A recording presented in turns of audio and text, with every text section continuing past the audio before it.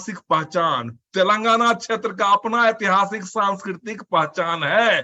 गौर कीजिए, मिथिला को भी है, मिथिला को भी ऐतिहासिक सांस्कृतिक पहचान है और आंध्र प्रदेश से भिन्न है, मगध से भिन्न है, भोजपुर से भिन्न है। तेलंगाना को मिल सकता है तो मिथिला को क्यों नहीं मिलेगा? ये आधार है, जो आधार मिला है। आर्थिक विकास, तेलंगाना भी बहुत पिछड़े था, स्टेट हो जाने के बाद ये तेलंगाना का विकास जबरदस्त, जो किसी भी स्टेट में ऐसा विकास नहीं हो रहा है। हाईटेक स्टेट हो गया है ये। मैं समझता हूं मिथिला में भी कोई विकास की कमी है, और विकास के कमी के लिए एक राज होना जरूरी है। जल संसाधन कंट्रोल कर लिए है, जल को, कृष्णा गोदावरी जो भी यहां से है सबको कंट्रोल कर लिए जो।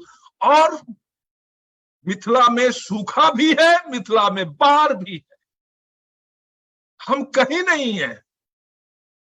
आप देख लीजिए, जब तेलंगाना को आपने राज्य बनाया, इसको पहचान मिला है, आर्थिक विकास मिला है, जल संसाधन को किया है, रोजगार का अवसर भी मिला है। रोजगार का अवसर मिला है, हमारे मिथिला में भी ऐसा होगा। जिस आधार पे तेलंगाना को आपने दिया है, उस आधार पे आप मिथिला को भी दे सकते हैं। लेकिन दुख है जो हमारे यहां मिथिला में नेता विहीन है। जमीनी नेता, जमीन का नेता नहीं है। जो भी है वो बीजेपी, कांग्रेस, ये इधर इधर सब है। मिथिला की आइडेंटिटी उनको नहीं चाहिए, बस अंधभक्ति चाहिए। और उसके बाद आप देखिए, शैक्षिक संस्थान, उस्मानिया यूनिवर्सिटी में शहादत देने के लिए 400 से अधिक थे। एक मैंने प्रवीण नारायण चौधरी जी को, एक पोस्ट था जो मैं उनके पोस्ट को रिएक्ट नहीं करता हूं, लेकिन मुझे रिएक्ट करना था, जो शहादत के लिए कौन तैयार है? मिथिला का हर आदमी तैयार है। 19 साल का खुदीराम बोस जी बोल दिए, एक बार विदाई दे माँ घूरी आसी, हंसी हंसी पारब फांसी, देख रहे भारतवासी। मुजफ्फरपुर के स्थिति परिस्थिति हो गया तो कोई पूछ के शहादत नहीं देता है, शहादत दे देता है। ऐसा जज्बा की कमी है। जिस दिन जज्बा आ गई, उस दिन शैक्षणिक संस्थान हमारे पास में मिथिला की जरूरत है। और इस मामले में आंध्र प्रदेश में मेरा पीसीआर है, पैकेजिंग क्लिनिक है, रिसर्च इंस्टीट्यूट। यदि मैं दरभंगा में खोलूं तो इंडस्ट्रीज नहीं है, मैं सरवाइव नहीं कर सकता हूं। मैं गवर्नमेंट का एम्प्लॉय था, आईआईपी का हेड कर रहा था, मिनिस्ट्री ऑफ कॉमर्स का हैदराबाद में, वो छोड़ करके अपना इंस्टीट्यूट बनाया। होगा, करेंगे। इतना ही नहीं, मैं आपको बताऊंगा सामाजिक मुद्दे, तेलंगाना क्षेत्र की सामाजिक और आर्थिक समस्याओं के निवारण के लिए अलग राज्य की मांग की गई थी, आंध्र प्रदेश से निकल करके। मैं इसलिए आपके सामने में लाना चाहूंगा, जो बिहार का सिमिलर कंडीशन तेलंगाना के साथ, मिथिला क्षेत्र के लिए, मगध क्षेत्र के लिए, भोजपुर क्षेत्र के लिए अपना अपना कल्चरल इंटीग्रिटी है। मगध वाले बिहार में रहना चाहते रहे, मिथिला वाले बिहार में नहीं रहना चाहिए। मिथिला का अपना सीता मैया का आइडेंटिटी नहीं छोड़ो। भौगोलिक, सांस्कृतिक, ये सब जितने भी हैं, और राजनीतिक जरूरतों की पहचान जरूरी है। हमारी कठिनाइयां आ रही उन्हें पूरा करने के लिए, क्योंकि वो नहीं है। आप ये देखेंगे, जो बिहार राज्य का, ये बिहार उड़ीसा के लिए जब अलग हुए थे तो भौगोलिक, सांस्कृतिक और राजनीति जरूरी। 1905 ईस्वी में आप देखेंगे जो पूर्वी बंगाल और पश्चिमी बंगाल हुआ। 1911 में, 1912 में बिहार और उड़ीसा प्रांत बना, और 1936 में उड़ीसा अलग हो गया, बिहार अलग हो गया। ये तो बिहार, लेकिन बिहार के लिए क्या था? ये यहाँ पे सांस्कृतिक, राजनीतिक आधार दिया गया था। वही आधार तो यहाँ पे संभव है, वही आधार हम क्यों नहीं कर सकते हैं? आप देख लीजिए, यही आधार तो हमको लेना है। अभी ये सामाजिक पहचान लेना है, जो बिहार 1912 में किया था। अभी हमारे को ये करना है, ये कमेटी बनाना है। कैसे? आप ये देखिए, मिथिला राज्य की औचित्य क्या है? सांस्कृतिक पहचान। बिहार का स्थापना सांस्कृतिक पहचान के लिए हुआ। तेलंगाना की स्थापना सांस्कृतिक पहचान के लिए हुआ।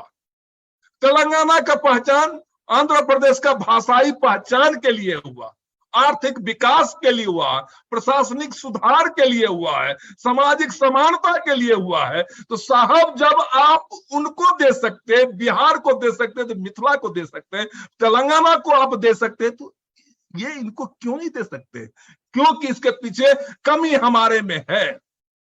मिथिला राज जो मांग है, मांग सर निम्नलिखित उम्मीदें हैं जो समझदारी से सुनवाई करे। कौन रिप्रेजेंटेशन होने वाला है, कौन जाने वाला है, क्या हमने लिख करके दिया है, कितने बार लिख करके दिया है। हमने भी राष्ट्रपति जी को गवर्नर हाउस में यहाँ पे दिए हुए हैं। डॉक्टर धनाकर जी कहते थे जो एक गवर्नर हाउस के दो दियो, तो दो दिए, लेकिन वो स्केलर क्वांटिटी, फिजिक्स में दो quantity, vector and scalar, direction less scalar, direction full magnitude के साथ, हमें दिशा के साथ निर्देश होना जरूरी है, तभी आंदोलन में सशक्तिकरण आएगा। आपको सांस्कृतिक संरक्षण के लिए मिथिला की सांस्कृतिक और भाषाई पहचान का संरक्षण और संवर्धन हो। आप जान सकते, आर्थिक विकास प्राथमिकता बिहार सरकार हमारे को दे, समझौता और समाधान भी करे। गोरखालैंड का समझौता समाधान भी किया था कुछ समय के लिए,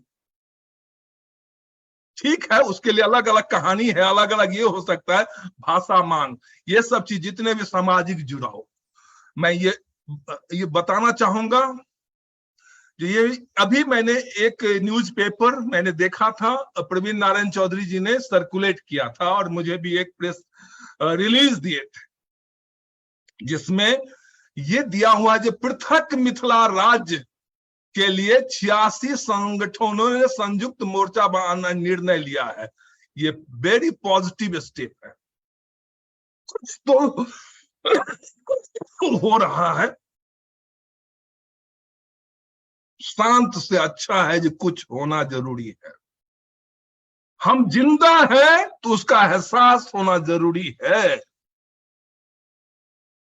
मिथिला आंदोलन को जिंदा रखना जरूरी है, क्योंकि ये हमारी नीड है, ये हमारी पहचान है। हाँ, ये बात अवश्य है, जो हमने कुछ लोगों को देख लिए हैं जो एक बड़े पोस्ट पे अध्यक्ष में रह गए तो रह गए। संस्था में प्रदूषण है, मिथिला के संस्था में प्रदूषण है, उसका कारण निवारण होना जरूरी है। असक्षम नेता प्रेसिडेंट हो जाए, उस संस्था का विकास नहीं हो सकता, स्ट्रेटेजिकल प्लान नहीं हो सकता। सबको सलाहकार समिति के लिए अच्छा है, मिथिला में सबसे अच्छा हो सकता है सलाहकार समिति, लेकिन एक्शन में आने के लिए जो जमीनी धरती पकड़ नेता जरूरी है। जो यहां का चंद्रशेखर राव था, हमें चंद्रशेखर राव ऐसा आदमी को ढूंढना है। हम देख रहे 4-5 आदमी हैं जो हमारे, मैं उसे देख रहा हूं, क्योंकि 1-2 साल के बाद जब ये चीज में आएंगे तो चंद्रशेखर राव भी मिलेंगे हमारे को। मिथिला मंथन हमारी संस्था ने पीएनसी जी को ये लिख करके दिया, जो संगठन के लिए गठबंधन आपको चाहिए, गठबंधन में आपको 7 सूत्री कार्यक्रम हमने दिया इनको, सब इनको मालूम है, कोई नया चीज हमने नहीं बोला। साझा उद्देश्य जरूरी है, आपसी समझदारी होना जरूरी है, नियम प्रतिबद्धता जरूरी है, संघर्ष का समाधान जरूरी है, संघर्षण, पारदर्शिता जरूरी है, संस्कृति भाषा का सम्मान होना जरूरी है, आर्थिक सामाजिक विकास का होना जरूरी है।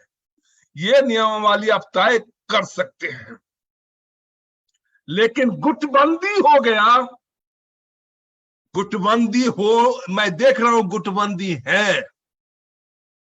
ईमानदार से तो आइए, मिथिला के लिए ईमानदार कॉज के लिए आइए। अभी तो जूम पे आ गए हैं, हम लाइव मिल सकते। कोरोना से पहले हम एक जगह नहीं मिल सकते, लेकिन अभी तो मिल सकते। विचार का आदान प्रदान कर सकते हैं। ये प्रेजेंटेशन के लिए हमने मार्क किया प्रधानमंत्री जी को और चीफ मिनिस्टर जी को भी, सुने हमारी बात को। उनको सुनने का तो समय नहीं है, लेकिन कोई मीडिया इनको ये करेगी मिथिला राज आंदोलन जिंदा है।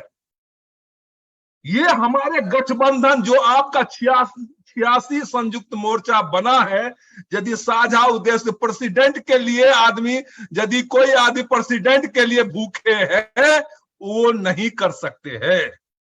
आपसी समझदारी नहीं है, इतिहास सुनाएंगे मैंने वो किया, मैंने वो किया, मैंने ये किया, मैंने वो किया, कुछ भी नहीं। आप अभी वर्तमान में क्या कर रहे हैं, आपका 3 महीने का क्या काम है, एवरी डे का काम का आप असेसमेंट लीजिए, तब जाके होगा। जब तक हमारे को लीगल कमिटी, फाइनेंस कमिटी नहीं होगा, आंदोलन बेकार है, कुछ भी नहीं हो सकता। लेकिन ये मिनिमम साझा ये काम जब तक ये 7 पॉइंट पे हमारी शर्त और नियमावली नहीं होगी तो नहीं होगी। एक दूसरे के लिए कटाक्ष से, हम लोग महारत है कटाक्ष करने में, कटाक्ष करते जाइए, मिथिला राज आंदोलन को खींचते जाइए। सफलता तो मिल गई है जो 100 साल से नहीं मिली है, क्योंकि कटाक्ष को प्रधानता दिए है, टीम नहीं बनाए हमारे। We are lacking to have the proper team, we don't respect the members integrity. फलना बाबू से नहीं कुछ होने वाला है। हम रिटायर्ड हो चुके हैं, 60 साल उम्र है, रिटायर्ड हो चुके। 40 साल के आदमी को जो आग है, फायर है, इससे जरूरी है। मैं अभी नेक्स्ट स्लाइड पे आने वाला हूं, जो मैं अभी देखा हूं। ये स्लाइड आप देखिए, ये सुगौली संघ के लिए मैं और किरण मेरी वाइफ, मैं इसलिए बताया जो मैं 94 में मेरी शादी हुई है। इन्होंने मैथिली ऑनर्स किया और उस समय के सरकार ने मैथिली भाषा को हटा दिया। मैंने जब इनको पूछा आपने क्या किया, तो उन्होंने बोला मैथिली लैंग्वेज को कोई वैल्यू नहीं है, कोई एफिलिएशन नहीं है। इन्होंने मुझे इंस्पायर किया और उसके बाद से मैं मिथिला राज आंदोलन के लिए लग गया। और हमने 4 मार्च हैदराबाद में सिद्धिनाथ झा जी और कई आदमी के साथ हमने ये 4 मार्च 2016 को शुरू किया।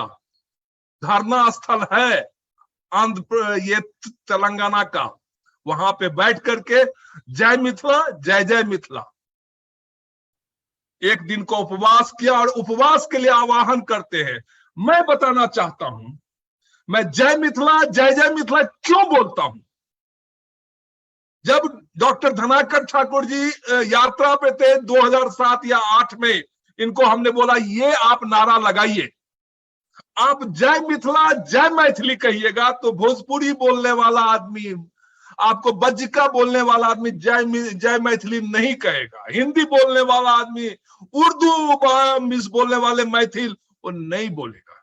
मैथिली सशक्तिकरण करना है क्योंकि अष्टम सूची में नाम है, लेकिन मिथिला में सब है। अंगिका, बज्जिका बोली है, भोजपुरी बोली है, लेकिन जय मिथिला बोलेंगे तो जय जय मिथिला बोलना पड़ेगा, तभी। जैसे जय महाराष्ट्र बोलते हैं, कभी वो मराठी बोली नहीं बोलते, जय महाराष्ट्र जय महाराष्ट्र। बांग्ला बोलता है, बंगाली नहीं बोलता। मेरा ये मानना है जो एक नारा से एक बोली हो, जैसे हमारे फोन कीजिएगा, फोन का रिंगटोन है जय मिथिला जय जय मिथिला, यो फोन उठाओ ना, यो फोन उठाओ ना। यदि दूसरे आदमी सुनता है तो साहब ये क्या रिंगटोन दिए हैं आप। कोई आदमी मंत्र लगा देता है, गायत्री मंत्र ओम भूर्भुवस्सुवः लगा दिया, कोई बीच में उठा दिया तो मंत्र टूट गया जी। लेकिन जय मिथिला कभी नहीं टूटेगा, क्योंकि फोन उठाने वाला। मैं आपको इसलिए बता रहा हूं, मेरा नेक्स्ट, हाँ, एक ये फोटो आप देख लीजिए, बहुत इंपॉर्टेंट फोटो है। आज से 10 साल पहले रत्नेश्वर झा जी ने बताया जो शांति मार्च है जंतर मंतर से राजघाट से जंतर मंतर तक इकट्ठे होइए सब आदमी मिलके। हमने इकट्ठे हुआ साहब, जब इकट्ठे हुआ तो महिला नहीं है, जो भी 2-3 हजार आदमी थे केवल मेरी वाइफ, मैं। इनसे पत्रकार पूछा जब आप मिथिला राज के लिए आई है तो और सब महिला कहां है? मिथिला आंदोलन के लिए महिला को 50% आना पड़ेगा, हर घर में मिथिला राज की आवाज होना पड़ेगा। इन्होंने पत्रकार से पूछा जो बिहार राज्य का कितना इतिहास है, तो पत्रकार बोलता है 100 साल। फिर उन्होंने पूछा मिथिला का क्या इतिहास है, तो कहता सनातन इतिहास है। तो इन्होंने बोली तो आप मुझे बताओ जो मिथिला राज मांग जायज है कि नहीं? पत्रकार ने खुद जवाब दिया ये जायज है, क्योंकि इतिहास है, संरक्षण करना है भाषा को, क्षेत्र को, इतिहास को। ये एक ही ये राजघाट का सीन है। तो पार्टी जो भी हो, मुझे पार्टी से नहीं लेना देना, ये पार्टी कैसे कर रही है काम उस पर, लेकिन हमारी वाइफ वहां पे अकेले मिथिलानी थी, वो लगी हुई है। आपको ये बताना चाहूंगा जो ये प्रेजेंटेशन मेरा लास्ट स्लाइड पे आ गए, 1-2 स्लाइड है। ये आज का टॉपिक था मिथिला राज क्यों और कैसे। मिथिला राज सांस्कृतिक पहचान के लिए, आर्थिक विकास के लिए और प्रशासनिक सुधार के लिए, जिसमें मिथिला से लोग जा रहे हैं, माइग्रेट हो रहे हैं, पलायन हो रहे हैं, विकास होगा, उद्योगीकरण होगा, अपने आप रहेगा। एयरपोर्ट आ चुके हैं, आप देख ही सकते हैं हमारी कैपेसिटी, सबसे अच्छा ये लेकर के निकल के आते हैं। और कैसे? सामाजिक समर्थन से हो सकता है। आप पदयात्रा करते रहिए, समर्थन मिलेगा। सद्भावना यात्रा करने से होगा। इतना ही नहीं, आपको राजनीति सहमत भी लेना है राजनीतिक दलों से। विधायिका में प्रस्ताव कैसे हो, संघ राज्य सरकारों का आपसी समझौता हो, राज्य के नियम प्रशासनिक ढांचे की स्थापना कैसे हो। मैं ये फोटो लास्ट स्लाइड है मेरा, ये 8 सितंबर 2013 को ये मेरा लड़का है, ये यूक्रेन जा रहा था उस समय का है, मेडिकल करने के लिए। अब वहां से आया, ओस्मानिया यूनिवर्सिटी में इसने इंटर्नशिप किया, और इस बार पिछले साल अभी ये डीएमसीएच में एमएस कर रहा है, माने यूक्रेन, ओस्मानिया यूक्रेन। और ये हम जब ये फोटो मेरे लिए ये इंपॉर्टेंट है, जब आप हर घर में बीबी, बच्चा और खुद झंडा लेकर के खड़ा है मिथिला राज, तो कौन रोक सकता है साहब? कोई नहीं रोक सकता है। लेकिन अकेला उठाएगा झंडा तो नहीं होगा।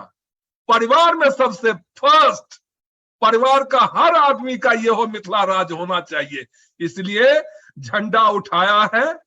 अब आप देख लीजिए, ये 1 दिसंबर 1938 का सुभाष चंद्र बोस आजादी के लड़ाई के लिए इन्होंने वंदे मातरम के इसमें मैं बोला था, क्या बोला था साहब? Serve your country and fight for her freedom. आजादी के लिए आप फाइट कीजिए और अपने देश की सेवा कीजिए। मैं ये बताना चाहूंगा, जो आप कभी भी किसी भी टाइम अपने मिथिला की सेवा कर सकते हैं। एक बार प्रेम से बोलिए जय मिथिला, जय जय मिथिला। जो भी प्रश्न होगा, हम अभी क्वेश्चन आंसर जो भी है उस पर बात करेंगे। डॉक्टर धनाकर जी आए थे, अभी हैं कि नहीं वो मैं देखता हूं, और उनसे अपना विचार लेंगे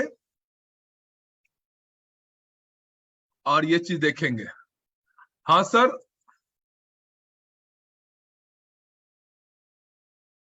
डॉक्टर धनाकर जी आप थे यहाँ पे? हाँ सर।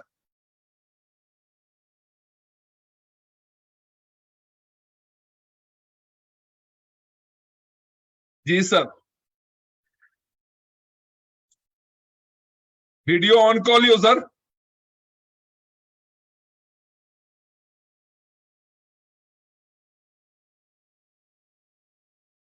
सर वीडियो ऑन कॉलियो।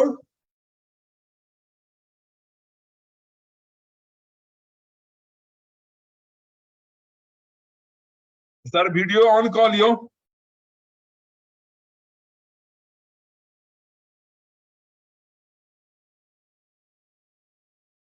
मैंने देखा जो अरुण कुमार झा जी, नाथ जी, पवन कुमार दास जी, भूषण लाल कर्ण, सुनीत जैन। अच्छा सुनीत जैन देखिए ये मिथिला के नहीं है, ये आंध्रा के हैं और एक कंपनी का मालिक है।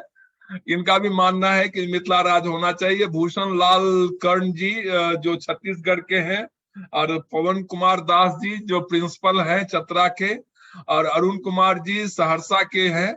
ये जितने भी हैं, तो ये मैं देख रहा हूं कि जो इन लोगों ने जो वंदे मातरम और स्वतंत्रता दिवस के बधाई दे रहे हैं। भूषण लाल कर्ण जी ने बोला बहुत निक, और सुनीत जैन जी ने बोला गुड स्पीच।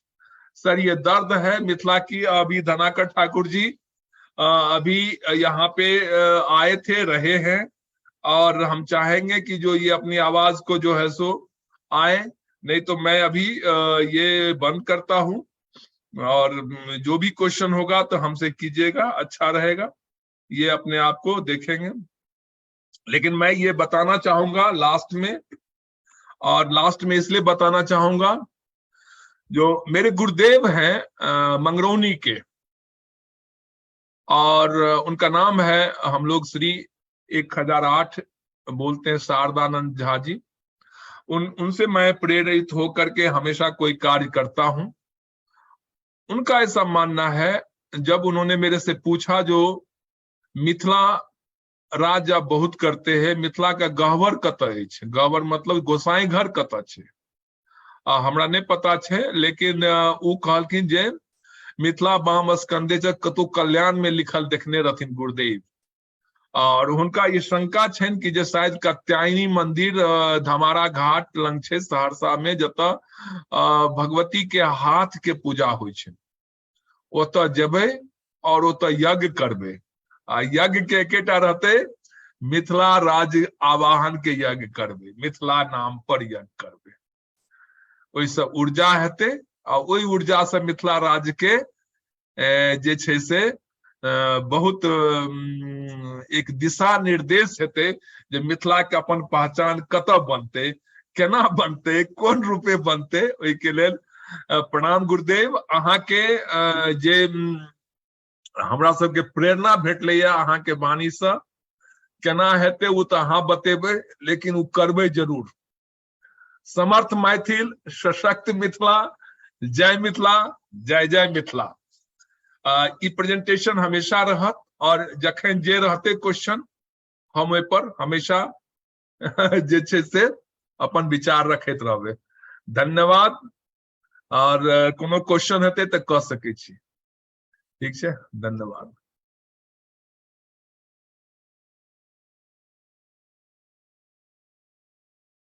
क्वेश्चन के हम देख रहल छी कतऽ क्वेश्चन छै।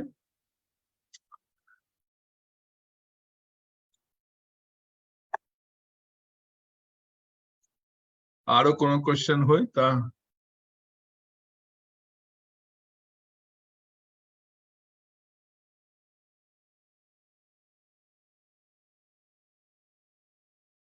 जी सर। डॉक्टर धनाकर सर जी, अहाँ से गप करे दुआरे हम रुकल छी। सर आवाज सुनाई दैया? अनम्यूट भ जइयो सर।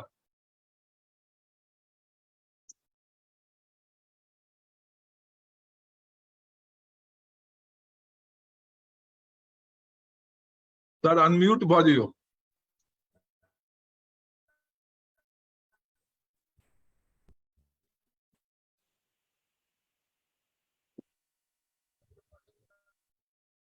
आवाज है? असल में सुनाई